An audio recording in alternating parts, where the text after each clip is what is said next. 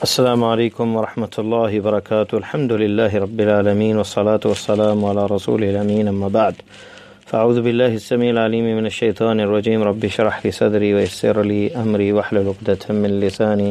یفقہوا قولی۔ معزز سامعین، بے شک قرآن کی ہدایت سب سے بہترین ہدایت ہے، قرآن کی رہنمائی بہترین رہنمائی ہے۔ اللہ تعالیٰ کا فرمان ہے ان ھذا القرآن یہدی للتی ہی اقوم، بے شک قرآن سب سے سیدھے راستے کی طرف رہنمائی کرتا ہے۔ زندگی کے کامیاب اصول اگر ہم قرآن سے اخذ لیں، قرآن سے رہنمائی لیں اور ان اصولوں، ان ضوابط اور قواعد کے مطابق اپنی زندگی کو بسر کریں تو ہماری زندگیاں خوشی سے معمور اور مسرتوں سے بھرپور، اور آخرت میں بھی اللہ کی رضا اور جنت کے ثمرے کے ساتھ ہمیں جو ہے ملے گی۔ تو آج یہ ہماری تیسرا پارٹ ہے، تیسری نشست ہے سورہ بقرہ کے ساتھ۔ آخری جو ہم نے ایک ہدایت لی تھی وہ یہ تھی کہ صبر جو ہے یہ آزمائش، اللہ کی طرف سے امتحان دنیا میں آ کے رہے گا، صبر کرنا پڑے گا۔ جتنی بھی آزمائشیں آئیں گی، مالی آئیں، بدنی آئیں، بیماری کی شکل میں، تو ان پر صبر کرنا جو ہے اور اس پہ راضی رہنا، یہ اصل دین ہے اور یہ وہ طریقہ ہے نجات کا اور کامیابی کا۔ اور پھر اللہ تعالیٰ ایسے بندوں کو محروم بھی نہیں کرتے، بلکہ اس آزمائش میں جو پورے ہوتے ہیں، الذین اذا اصابتہم مصیبہ قالوا انا للہ و انا الیہ راجعون، تو انہیں اللہ کی طرف سے بشارت ملتی ہے، اولئک علیہم صلوات من ربہم ورحمہ، یہی وہ لوگ ہیں جن پر اللہ کی رحمتیں ہیں اور یہی ہدایت والے ہیں۔ اس کے علاوہ یہاں اللہ تعالیٰ کی تعظیم میں سے ہے کہ اس کے شعائر کی بھی تعظیم کی جائے۔ ان الصفا والمروہ من شعائر اللہ، بے شک صفا مروہ جو ہیں یہ پہاڑ جو دو ہیں مکہ میں جن میں سعی کی جاتی ہے حج کی، یہ اللہ کے شعائر میں سے ہیں، اللہ کی نشانیوں میں سے ہیں۔ پھر یہ بھی قرآن نے ہمیں ہدایت دی کہ بہت بڑا جرم ہے علم کو چھپانا، علم کو نشر کرنا چاہیے، اور خاص کر قرآن و سنت کا اور اللہ کا علم، اللہ کی معرفت کا، اس دین کا، فقہ، توحید، عقیدہ، اللہ تعالیٰ کی شریعت کا علم جو ہے اسے نہیں چھپایا جانا چاہیے، بلکہ اسے ظاہر کرنا چاہیے، اور جہاں ضرورت ہو وہاں پہ واجب ہوتا ہے، اور جو اس کو ظاہر نہیں کرتا اور جو اس کو چھپا لیتا ہے وہ گناہ کا اور گناہ کبیرہ کا مرتکب ہوتا ہے، اور یہ بڑے جرموں میں سے ہے، بڑے جرائم میں اس کا شمار ہوتا ہے۔ اللہ تعالیٰ فرماتے ہیں ان الذین یکتمون ما انزلنا من البینات والہدی، بے شک وہ لوگ جو چھپاتے ہیں جسے ہم نے نازل کیا ان روشن نشانیوں کو، والہدی اور ان ہدایتوں کو، من بعد ما بیناہ للناس فی الکتاب، اس کے بعد کہ ہم نے بیان کر دیا واضح لوگوں کے لیے فی الکتاب، کتاب میں، اولئک یلعنہم اللہ ویلعنہم اللاعنون، اللہ نے نازل کر دی، اتمام حجت کر دی، اسے پہنچانے والے اور اسے بیان کرنے والے اگر چھپا دیں اہل علم اور علماء تو وہ لعنت کے مستحق ٹھہرتے ہیں، اولئک یلعنہم اللہ ویلعنہم اللاعنون۔ تو یہ بہت بڑا عذاب ہے، لعنت جو ہے یہ کسی کام پہ بھی پڑ جائے وہ کبیرہ گناہوں میں سے ہے، اور ملعون کا معنی ہوتا ہے اللہ کی رحمت سے دور۔ اس کے علاوہ اللہ تعالیٰ نے اپنی عظیم نشانیوں کا ذکر کیا ہے جو اس کے وجود پر دلالت کرتی ہے۔ ان فی خلق السماوات والارض، بے شک از آسمانوں کی تخلیق میں اور زمین میں اور دن رات کے اختلاف میں، واختلاف اللیل والنہار، فالفلک التی تجری فی البحر، اور وہ سفینے اور وہ کشتیاں جو سمندر میں چلتی ہیں، جو لوگوں کو نفع دیتی ہیں، اور جو اللہ نے آسمان سے پانی نازل کیا اور جس کے ساتھ زمین کو اس کے مرنے کے بعد اس کے بنجر ہونے کے بعد زندگی عطا کی، وبث فیہا من کل دابہ، اور کتنے ہی جانور، چوپائے، چرند پرند اللہ تعالیٰ نے اس دنیا کے اندر جو ہے پھیلا دی اس زمین پر، وتصریف الریاح، اور ہواؤں کا پھیرنا اور ہواؤں کا رخ بدلنا، والسحاب المسخر بین السماء والارض، اور آسمانوں کا بادلوں کے درمیان میں مسخر ہونا اور چلنا، بین السماء والارض، نہ وہ آسمان کی طرف چڑھتے ہیں نہ زمین پر درمیان میں رہتے ہیں، لآیات لقوم یعقلون، عقل مند لوگوں کے لیے اس میں نشانیاں ہیں۔ تو ایک عقل مند انسان ان چیزوں کو دیکھتا ہے کہ اتنی عظیم تخلیق ہے تو یقیناً اس کا خالق ہے، مالک ہے، اس نے عبث پیدا نہیں کیا، اور یہ اللہ پر ایمان اس سے مضبوط ہوتا ہے ان چیزوں میں تفکر کرنے سے۔ پھر دنیا میں آپ جس سے مرضی محبت کریں، کوئی قرآن نے ہدایت دی، چاہے بیٹے سے کریں، بیٹی سے کریں، بیوی سے کریں، ماں سے کریں، دوست سے کریں، جس سے محبت کریں، لیکن ایک چیز ذہن میں رہے کہ یہ محبت اللہ اور اس کے رسول کی محبت پر غالب نہیں آنی چاہیے۔ اور کیونکہ مسلمان جو ہیں یحبونہم کا حب اللہ والذین آمنوا اشد حبا للہ،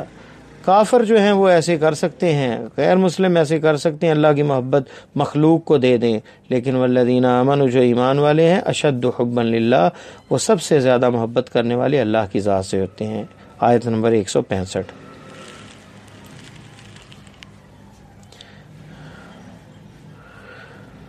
انسان کا دشمن شیطان ہے۔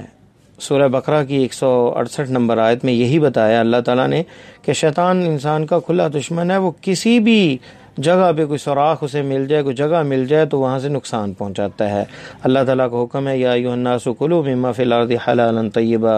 اے لوگو زمین میں جو حلال ہے اور پاکیزہ ہے اسے کھاؤ، ولا تتبعوا خطوات الشیطان، اور شیطان کے پیروں کی، شیطان کی پیروی نہ کرو، اس کے خطوات کی، اس کے رستوں کی پیروی نہ کرو، انہ لکم عدو مبین، بے شک وہ تمہارا کھلا دشمن ہے۔ تو کھانے کے دوران بھی شیطان بسم اللہ بندہ بھول جائے تو شیطان کھانا میں شریک ہو گیا، حرام کا نوالا منہ میں گیا تو عبادت قبول نہیں ہوگی۔ تو کھانے پینے کے اندر بھی اللہ تعالیٰ جو ہے وہ ہمیں تنبیہ کر رہے ہیں کہ شیطان کے سازشوں سے، تاکہ وہ ہمیں حرام نوالا نہ کھلائے، حرام روزی نہ کھلائے، حرام چیز نہ کھلا دے، ہمیں احتیاط اور احتیاط برتنی چاہیے اور محتاط ہونا چاہیے۔ اور یہ بھی ہے کہ ہم اپنے آباء و اجداد اور باپ دادا کی روایات اور ان کی جو طریقے ہیں، طور طریقے، یہ نہیں ضروری کہ اس پہ ہمیں جمود اختیار کر لیں اور اس پر ڈٹ جائیں چاہے وہ غلط بھی ہوں، بلکہ قرآن نے یہ ہمیں روشن رستہ بتایا اور ہدایت دی ہے کہ جو غلط ہے اس کو غلط کہیں اور جو صحیح ہے اور سچ ہے اس کا ساتھ دیں۔ اللہ تعالیٰ فرماتے ہیں سورہ بقرہ کی 170 نمبر آیت، قالوا بل نتبع ما الفینا علیہ آباءنا، مشرکین نے کہا ہم تو اس کی پیروی کریں گے جو اپنے باپ دادا سے ہمیں ملا۔ تو اللہ تعالیٰ نے جواب دیا وَلَوْ كَانَ آبَاؤُهُمْ لَا يَعْقِلُونَ شَيْئًا وَلَا يَهْتَدُونَ، اگرچہ ان کے باپ دادا جو ہیں انہیں سمجھ نہ ہو، بصیرت نہ ہو، اس معاملے میں غلطی کھا گئے ہوں، وَلَا يَهْتَدُونَ، اور نہ ہدایت پر ہوں، پھر بھی یہ مشرکین ڈٹے ہوئے تھے اس تقلید جامد میں کہ ہم تو اسی پہ چلیں گے جو ہمارے باپ دادا کرتے تھے۔ اور یہ انسان کو ہلاکت کی طرف لے کے جانے والا رستہ۔ ایک مومن جو ہے وہ اللہ تعالیٰ کی وحی کے ذریعے تبصر اختیار کرتا ہے اور حق و باطل کے اندر اسے فرق پتہ چل جاتا ہے، اگرچہ والدین ہی اور باپ دادا ہی غلط ہوں تو وہ جو ہے اس رستے کو اختیار کرتا ہے جو قرآن بتاتا ہے۔ اسی طرح قرآن نے ہمیں یہ بتایا کہ شکر کے کلمات کہنا اور شکر ادا کرنا یہ صرف اعلیٰ اخلاق نہیں بلکہ یہ عبادت ہے۔ اللہ تعالیٰ کہتے ہیں وَاشْكُرُوا لِلَّهِ إِن كُنتُمْ إِيَّاهُ تَعْبُدُونَ، اور اللہ کا شکر ادا کرو اگر تم اسی ہی کی عبادت کرتے ہو۔ تو عبادت میں ہے شکر اور بہت بڑی عبادت ہے۔ اللہ تعالیٰ نے وعدہ کیا ہے کہ جو شکر گزار ہیں لَإِن شَكَرْتُمْ لَأَزِيدَنَّكُمْ، دو تاکیدوں کے ساتھ کہا کہ میں اور دوں گا۔ گویا یہ مفتاح ہے، یہ چابی ہے، یہ کی ہے رزق کی۔ جس کے رزق میں کمی ہے وہ شکر کو اپنا جو ہے اوڑھنا بچھوڑنا بنا لے، ہمیشہ اللہ کا شکر ادا کرے۔ الحمدللہ، ایک حدیث میں آتا ہے کہ بندہ کو ایک لقمہ کھاتا ہے اور الحمدللہ کہتا ہے، یا پانی کا گھونٹ پیٹ کے الحمدللہ کہتا ہے، تو اللہ تعالیٰ اس بندے سے راضی ہو جاتے ہیں۔ تو اللہ کو راضی کرنا کتنا ہی آسان ہے کہ الحمدللہ کہنا، شکر ادا کرنا۔ اور اسی طرح ایک حدیث میں آتا ہے کہ اللہ تعالیٰ پوچھتے ہیں فرشتوں سے کہ اخذتم ثمرۃ فؤادی، اس کے دل کا پھل توڑا تم نے، جس کا بیٹا جو ہے فوت ہو گیا، اور ماذا قال عبدی، میرے بندے نے کیا کہا؟ تو وہ فرشتے کہتے ہیں حمدک واسترجع، مسند احمد کے لفظ ہے کہ انہوں نے، اس بندے نے الحمدللہ کہا، واسترجع اور انا للہ و انا الیہ راجعون پڑھا، قال ابنوا له بیتا فی الجنہ وسموه بیت الحمد، اس میرے بندے کے لیے جنت میں ایک پیلس محل بنا دو اور اس کا نام بیت الحمد رکھو۔ تو حمد، اللہ کا شکر، اللہ کی تعریف کرنا، یہ بہت بڑی عبادت ہے، اور اس کا اللہ تعالیٰ نے مزید عنایتوں اور نوازشوں کی بارش کرنے کا وعدہ کیا ہے۔ اور اس کے برعکس ناشکری اور کفر اور اللہ کی نعمتوں کا انکار کرنے والے، فرمایا وَلَئِن كَفَرْ، اگر تم کفر کرو گے یعنی ناشکری کرو گے، فَإِنَّ عَذَابِي لَشَدِيدٌ، تو اللہ کا عذاب بڑا شدید ہے اور سخت ہے۔ اسی طرح فرمایا وَإِنَّ الَّذِينَ اخْتَلَفُوا فِي الْكِتَابِ لَفِي شِقَاقٍ بَعِيدٍ۔ اختلاف جو ہے ہمیشہ خاص کر ان مسلمات اور قطعیات پر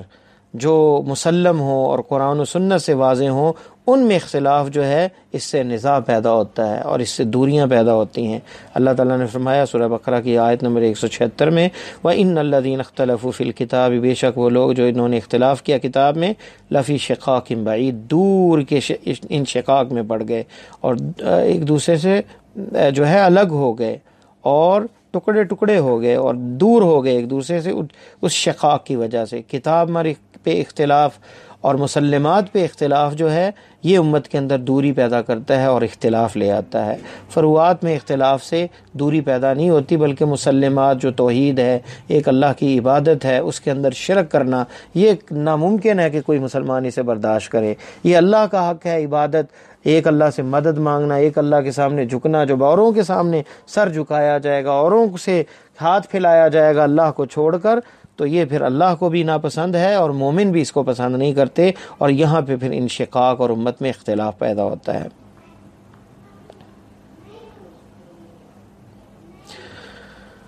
دوسروں کو معاف کر دینا یہ بہت اعلیٰ اخلاق ہے۔ اللہ تعالیٰ فرماتے ہیں فَمَنِ اعْتَدَى بَعْدَ ذَلِكَ فَلَهُ عَذَابٌ عَلِيمٌ، معاف کرنے کے بعد یا اعتداء پھر دوبارہ جو ہے حد سے بڑھ جانا جو ہے اس کے لیے دردناک عذاب ہے۔ فَمَنْ عَفَا وَأَصْلَحَ فَأَجْرُهُ عَلَى اللَّهِ، یہ بھی فرمایا جس نے معاف کر دیا اور صلح کی اس کا اجر اللہ پر ہے۔ اور یہ بھی ذہن میں رکھیں قاعدہ اللہ تعالیٰ نے بتا دیا، یہ پچھلی آیت جو ہے یہ تھی سورہ بقرہ کی 178 نمبر 179 نمبر آیت میں، وَلَكُمْ فِي الْقِصَاصِ حَیَاءٌ، کچھ لوگوں کی انتہا جو ہے بہت سی قوموں کی ابتدا ہوتی ہے۔ وَلَكُمْ فِي الْقِصَاصِ حَیَاةٌ یا اُولِی الْأَلْبَابِ، اے عقل مندو تمہارے لیے قصاص میں زندگی ہیں، جس کا سر کٹ گیا اور قتل کے بدلے میں تو بہت سے لوگ جو قتل کرنے والے ہیں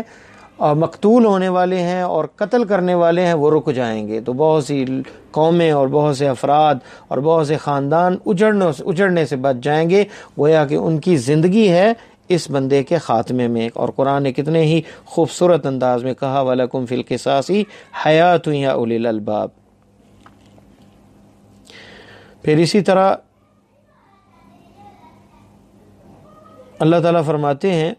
یرید اللہ بکم الیسر ولا یرید بکم العسر، اللہ تعالیٰ جو ہیں وہ روزے کے جب مسائل ذکر کیے گئے تو اللہ کہا گیا کہ اللہ تعالیٰ آسانی چاہتے ہیں، اللہ تم پر ولا یرید بکم العسر، اللہ تم پر تنگی نہیں کرنا چاہتے۔ تو روزہ ظاہری طور پہ اس میں مشقت محسوس ہوتی ہے، ظاہری طور پہ بھوکا پیاسا رہنا جو ہے مشقت محسوس ہوتی ہے، لیکن حقیقت کے اندر یہ عسر نہیں بلکہ یسر ہے، اس میں بہت سی بیماریوں کا علاج ہے۔ اور اب جدید ریسرچ بھی آ چکی ہے کہ انسان اگر سال میں 25-30 دن بھوکا رہے تو کینسر کے خلیے جو ہے جسم خود ہی اسے ہڑپ کر جاتا ہے اور وہ ختم ہو جاتے ہیں۔ اور اللہ کے پیارے حبیب صلی اللہ علیہ وسلم نے آج سے 1400 سال پہلے یہ جملے کہہ دیے تھے، صوموا تصحوا، روزہ رکھو تو صحت مند رہو گے۔ تو صحت جو ہے وہ روزے کے ساتھ ہے، اور اس میں ظاہری مشقت نظر آتی بلکہ یہ آسانی ہے ہمارے لیے، جس میں تربیت بھی ہے اور روزے کے ساتھ گناہوں کو چھوڑنے کی اور تقوی کا حصول بھی ہے، اور جسم گناہوں سے پاک بھی ہونے کا ذریعہ ہے، اور جسم کے اندر بھی جو ضائع چیزیں نقصان دہ چیزیں ہیں ان سے بھی جسم پاک ہو جاتا ہے۔ اور پھر اللہ تعالیٰ کے بندہ جتنا قریب ہوتا ہے، آیت نمبر 186 میں یہی موضوع بتایا، اتنا ہی وہ جو ہے اس کی آواز کم ہو جاتی ہے، آواز جھک جاتی ہے، اس کا انداز جھک جاتا ہے، اور جو وسیلے اور وسائد ہیں وہ دور ہو جاتے ہیں۔ اللہ تعالیٰ فرماتے ہیں فَإِنِّي قَرِيب أُجِيبُ دَعْوَةَ الدَّاعِ إِذَا دَعَانِ، جو بھی پکارنے والا مجھے پکارتا ہے فَإِنِّي قریب، میں بہت ہی قریب ہوں، پس میں بہت ہی قریب ہوں اور اس کی دعا کا جواب دیتا ہوں۔ تو جب بھی پکارا جائے اللہ بہت قریب ہے، اسے پکارا جائے، دل سے جو ندا نکلتی ہے، جو پکار نکلتی ہے، وہ ضرور اللہ تعالیٰ اس کو سنتے ہیں۔ لیکن شرط یہ ہے کہ اس کے شرط یہ ہے کہ اسباب موانع اسباب نہ ہو، کوئی رکنے والی چیزیں نہ ہو۔ رزق حلال کھانے والا جب ندا کرے گا، اللہ سے مدد مانگے گا تو قبول ہوگی۔ آسانی میں اللہ کو یاد رکھنے والا جب تنگی میں پکارے گا تو اللہ تعالیٰ ضرور اس کی ندا اور استغاثے کا جواب دیں گے۔ لیکن اللہ کو بلانے والا، اللہ کی حدود کو پامال کرنے والا اور حرام کھانے والا جب جتنی بھی فریادیں کرے تو وہ فریادیں بیکار ہو جاتی ہیں۔ سوال جو ہے ہمیشہ مفتاح العلم ہے، اور قرآن نے یہ طریقہ اور اسلوب بتایا، یسألونک عن الأہلہ قل ہی مواقیت للناس۔ یہ سوال کرتے ہیں اہلہ کے متعلق، چاند کے متعلق، بتائیں یہ لوگوں کے لیے مواقیت ہے، اس میں زمانہ ہے، اس کے ذریعے مہینوں کا پتہ چلتا ہے، ایام کا پتہ چلتا ہے، حج اور رمضان کا پتہ چلتا ہے، اور بہت سے فائدے ہیں۔ تو سوال جو ہے یہ انسان کو علم دیتا ہے اور تبصر دیتا ہے۔ تو سوال کے ذریعے جو ہے اپنی پیاس، اپنی جہالت کی پیاس جو ہے، اپنی علم کی پیاس بجھائی جائے اور جہالت کو دور کیا جائے۔ تو کبھی نہیں شرمانا چاہیے اہل علم سے سوال کرنے میں۔ اور یہ بھی فرما دیا کہ اعتداء جو ہے، چاہے وہ زبان کے ساتھ ہو یا ہاتھ کے ساتھ ہو، یہ جرم ہے اور اللہ تعالیٰ اس کو قبول نہیں کرتے۔ سورہ بقرہ کی آیت نمبر 190 میں فرمایا وَلَا تَعْتَدُوا، اور اعتداء اور حد سے نہ بڑھو، ان اللہ لا يحب المعتدین، اللہ تعالیٰ اعتداء کرنے والے، حد سے بڑھ جانے والے، چاہے وہ زبان کے ساتھ ہو، چاہے مال کے ساتھ ہو، اپنی قوت اور توانائیوں کے ساتھ ہو، اللہ انہیں پسند نہیں کرتے۔ کہ اگر کسی کو سزا دینی تو اتنی دی جائے جتنا وہ مستحق ہے، اور اعتداء نہ کرے، سرکشی نہ کرے، ہمیشہ اعتدال رہے ہر چیز کے اندر۔ اور اللہ تعالیٰ نے یہ بھی بتا دیا سورہ بقرہ کی 191 نمبر آیت میں کہ قتل سب سے بڑا جرم ہے، لیکن اس سے بھی بڑا جرم یہ ہے کہ وہ فتنہ ہے کہ جو بندہ ایک زندہ انسان کو دین قبول نہ کرنے دے، دین سے دور رکھے۔ یہ دین سے دور کرنا اور الحاد کے ذریعے اس دعوت توحید کو اور اللہ کی دعوت کو، اس شریعت کی دعوت کو، پیارے مصطفیٰ کی شریعت کے درمیان میں روڑے اٹکانا اور تعویلیں اور مختلف اسالیب اور ذرائع اپنا کر اس دعوت کو روک لینا اور الحادی فکر کو نشر کرنا، یہ قتل سے بھی بدتر ہے۔ فرمایا اللہ تعالیٰ نے والفتنۃ اشد من القتل، فتنہ جو ہے، آزمائش اور فتنہ جو ہے، یہ قتل سے بھی بدتر ہے۔ اور یہ سورہ بقرہ کی آیت نمبر 191۔ اور دنیا کے اندر جو ہے بندہ مال کما سکتا ہے، دنیا کما سکتا ہے اپنی اطاعت کے لیے اور خیر و بھلائی کے لیے، لیکن سب سے بہترین جو زاد ہے، اور خاص کر اگر حج کا سفر ہو، پیسے اکٹھے کرتے ہیں، بہت سی چیزیں اکٹھے کرتے ہیں، ان میں بہترین تقویٰ ہے۔ فرمایا وَتَزَوَّدُوا فَإِنَّ خَيْرَ الزَّادِ التَّقْوَىٰ، اور زاد راہ کو لو، لیکن بہترین زاد راہ جو ہے وہ اللہ تعالیٰ کا تقویٰ اور خوف ہے۔ اللہ تعالیٰ جو ہے دین کے ساتھ، دنیا بھی اعتدال ہے دین کے اندر، یہ نہیں کہ حج پہ گئے تو تجارت نہیں کر سکتے۔ اللہ تعالیٰ فرماتے ہیں لیس علیکم جناح ان تبتغوا فضلا من ربکم، سورہ بقرہ کی آیت نمبر 198، اور تم پر کوئی جناح نہیں، کوئی حرج نہیں ہے اگر تم اپنے ان تبتغوا فضلا من ربکم، اپنے رب کا فضل تلاش کرو۔ مراد یہ ہے کہ بندہ تجارت بھی کر سکتا ہے حج کے دنوں میں، اور حج کرنے گیا ہے اور اگر ساتھ تجارت بھی ہو جائے تو اس میں بھی کوئی حرج نہیں، دین کی طرف سے کوئی قدغن نہیں اور کوئی پابندی نہیں ہے۔ اور توازن جو ہے دین و دنیا دونوں کو لے کے چلنا، یہ اسلام نے سکھایا ہے۔ نہ رہبانیت ہے کہ دنیا کو چھوڑ کر جنگلوں میں بیٹھ جائیں اور مسجدوں کے مسلوں پہ بیٹھ کر برذکر کرنے لگ جائیں اور دنیا کو بھول جائیں، بلکہ دین و دنیا دونوں کو اکٹھے کریں۔ اللہ تعالیٰ فرماتے ہیں وَمِنْهُم مَّن يَقُولُ رَبَّنَا آتِنَا فِي الدُّنْيَا حَسَنَةً وَفِي الْآخِرَةِ حَسَنَةً، سورہ بقرہ 201 نمبر آیت۔ اور یہ حج والوں کی دعا ہے جو اللہ تعالیٰ نے مومنوں کے بارے میں فرمایا کہ وہ یہ دعا کرتے ہیں اللہ دنیا میں بھی بھلائی دے اور آخرت میں بھی۔ تو دنیا میں بھی بھلائی کی ضرورت ہے اور آخرت میں بھی ضرورت ہے، اور اس لیے دنیا سے بھی تعلق نہیں توڑنا چاہیے، اور اسی طرح دنیا میں مگن ہو کر آخرت کو بھی نہیں بھولنا چاہیے، دونوں کو ساتھ لے کر چلنا چاہیے، اور یہ توازن ہمیں قرآن سناتا ہے۔ اللہ سے دعا ہے کہ اللہ ہمارا خاتمہ ایمان پہ فرمائے اور دنیا اور آخرت ہماری آسان فرمائے۔ سبحانک اللہم و بحمدک اشہد ان لا الہ الا انت استغفرک و اتوب الیک۔ انشاءاللہ اگلے درس میں اس کو مکمل کریں گے۔